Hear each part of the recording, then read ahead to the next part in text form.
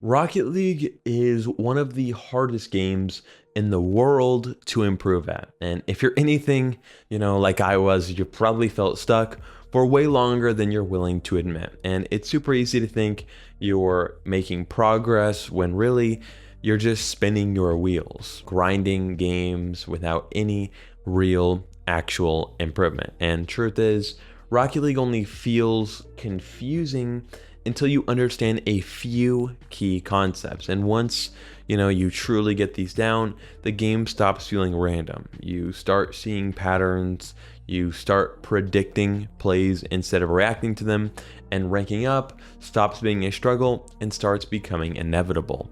And I'm not talking about random tips like rotate back post or train your mechanics. I'm talking about the actual foundations that separate low ranks from high ranks, the core ideas that 99% of players ignore because they're too focused on, highlight reel plays and flashy mechanics. Today, I'm going to walk you through the 6 major concepts that made Rocket League finally click for me and for the players in my coaching program who use these exact same ideas to break out of their rank and plateau.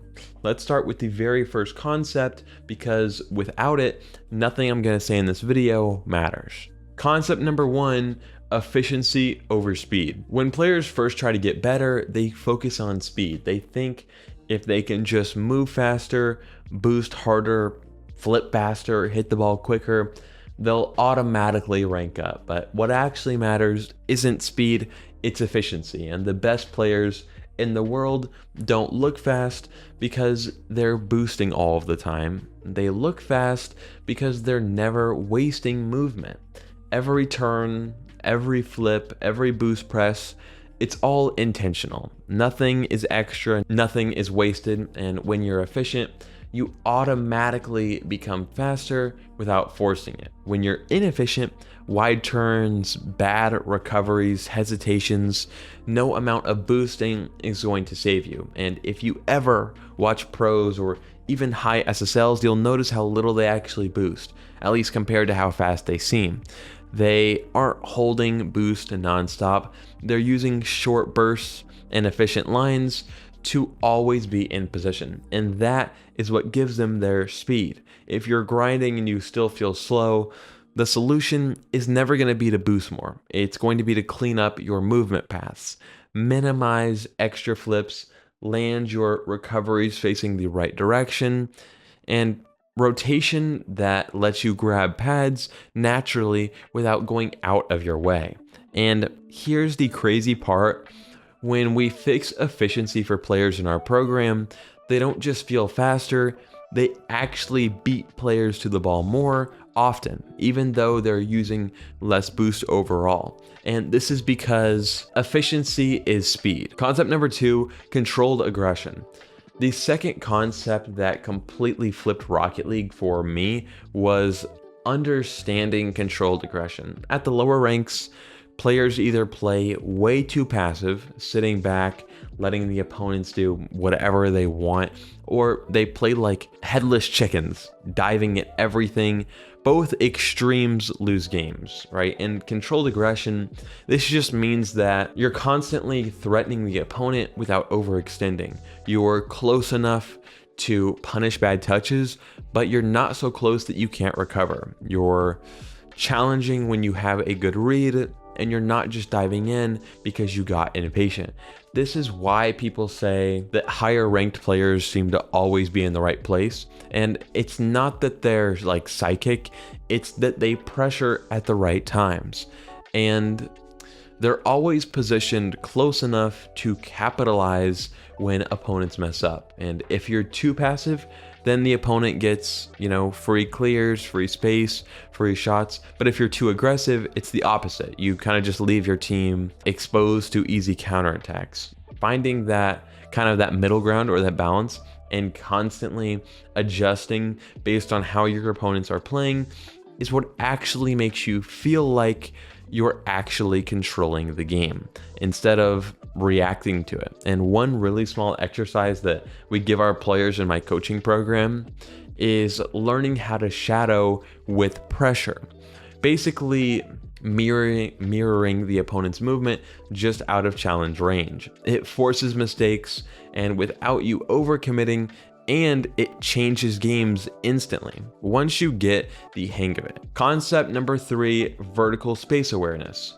When you're new to Rocket League, you mostly think in 2 dimensions, so to speak, left, right, forward, and back. But once you actually get to those higher ranks, the 3rd dimension, vertical space, is everything. It's not just about hitting aerials, it's about reading where the ball is going. Is it going upwards, downwards, and positioning yourself in advance to intercept it. Players who stay stuck in champ usually aren't bad at getting to the air. The part they're bad at is recognizing when to get into the air. They hesitate, they react late, and then they get outspaced by faster players who already saw the play developing before they did. When you understand vertical space, you start moving before the ball gets high. You start pre-jumping based on your read instead of reacting after it's already too late. And no, you don't need crazy mechanical skills for this.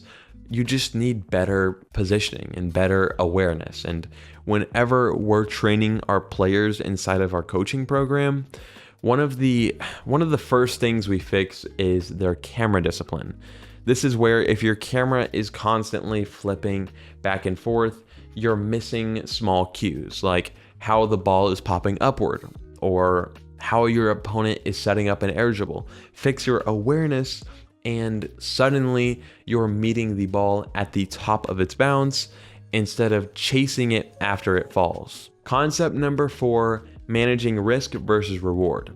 Rocket League is a game of risk management, and it's kind of disguised as like a mechanical showcase. Every decision you make, right, challenging, rotating forward, committing to a shot, carries some level of risk.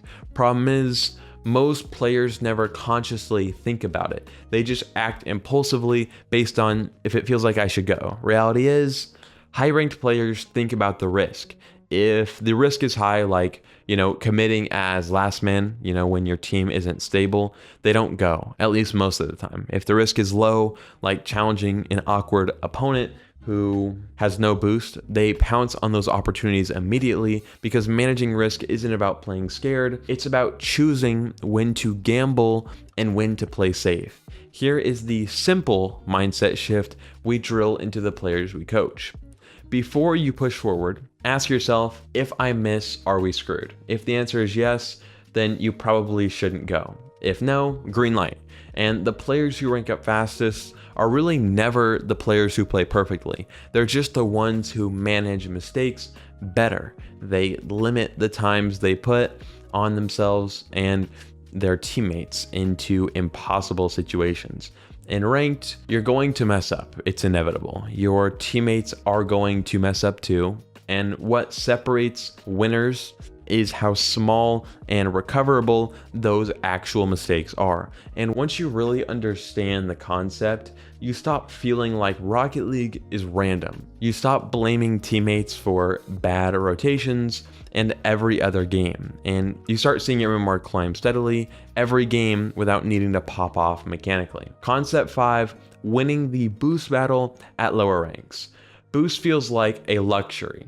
At higher ranks, boost is the game. If you want to dominate games without relying on crazy mechanics, you need to master the art of controlling boost and not just grabbing it when you need it, but strategically stealing it from the other team. The players we coach who are always climbing the fastest aren't necessarily the ones who win every 50-50. They're usually just the ones who win the boost war.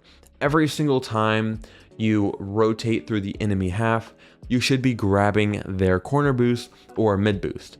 Every time you rotate back through your half, you should be topping yourself off without going out of position. If your opponent has no boost, you don't even need to outplay them mechanically. They'll panic, they'll hit weak clears, they'll get stuck in net, and you just have to capitalize. On the flip side, if you're the one always scrambling for boost and playing awkwardly because you're boost starved, It doesn't matter how good your mechanics are, you'll always be a step behind a lot of people. And this is because boost control isn't just about denying boost when you're on offense, but it's everywhere. Even when you're, rotating back on defense, even when you're recovering from a bad play. And the golden rule we tell our players is control your side, starve theirs. If you do this, you don't have to be the fastest or the flashiest, because you're fighting opponents who are basically running on empty, so to speak. While you have a full tank of gas every time, they're on low. And boost management turns games into, 4-minute slow bleeds in your favor. If you control it, you'll control the whole match. Concept 6, the last concept, predictability, not surprise. At the highest ranks, the players who win are usually the ones who make fewer mistakes, not necessarily the ones who make crazy highlight plays. And what makes you more consistent than anything else is playing predictably, but for your teammates. A lot of people have this negative connotation, playing predictably. They think that will make you worse because the opponent can read what you're doing. But if you're predictable, your teammate actually knows what you're going to do. And sometimes you can surprise opponents by making mistakes, but once you get into champ and grand champ and beyond, unpredictability starts hurting you more than it actually helps you. If your teammates can't read you, they can't really play off of you. And if you're constantly flipping into the ball at weird angles, missing basic clears, or hesitating when you should just commit, you're impossible to trust. And Rocket League is actually a trust-based game at its core. The pros aren't predictable because they're boring. They're predictable because they're reliable. They control the ball when they're supposed to control it. They pass the ball when they're supposed to pass it. They rotate when the play is dead. And when we're working with new players inside of my coaching program, this is something we stress really, really early. We say to play in a way where your teammate always knows what you're about to do next. And that doesn't mean you can't ever fake. It just means your fakes have to have intent, not randomness. Start focusing on making your touches clean, simple, and easy for your teammates to follow up. Start thinking one pass ahead. And start being the player everyone on the field can trust. And you'll not only rank up faster, you'll actually start feeling like the game slows down around you. And the real shift happens when you stop seeing Rocket League as a series of isolated plays and start seeing it as one continuous flow. Every decision, every touch, every rotation feeds into the next moment. The players who climb fastest aren't treating plays like disconnected events. They're always setting up what's coming next. And that's why these 6 concepts aren't just random tips. They're a framework to work by. Consistency keeps your foundation stable.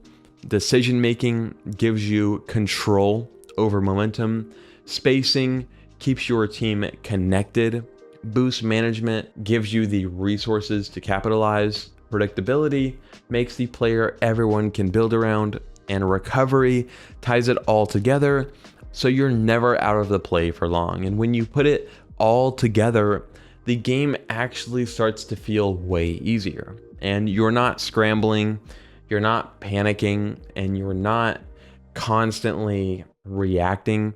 You're just controlling the game. And that's when Rocket League gets fun. Most people try to brute force their way through the ranks by grinding free play or ranked, or hoping that experience alone will fix their mistakes. But the real progression happens when you intentionally build these habits. And here's the truth. You can absolutely figure this out on your own, over thousands of hours, like I did. But if you want to shortcut years of trial and error, that's exactly why I built my coaching program. Inside of the coaching program, you work directly with SSL and pro level coaches, and not just people who play at high levels, but people that were literally trained to actually teach this stuff. We break down your replays, we find the exact leaks in your game, and we build a custom plan around fixing them specifically. And one of our coaches is Gyro, a current pro player. So you're getting advice straight from the absolute top. If you're someone who's serious about ranking up and you're done wasting another 6 months trying to figure it out yourself, click the link in the description and check it out. You'll be completely shocked at how much faster and easier Rocket League feels once you actually have a real plan in place.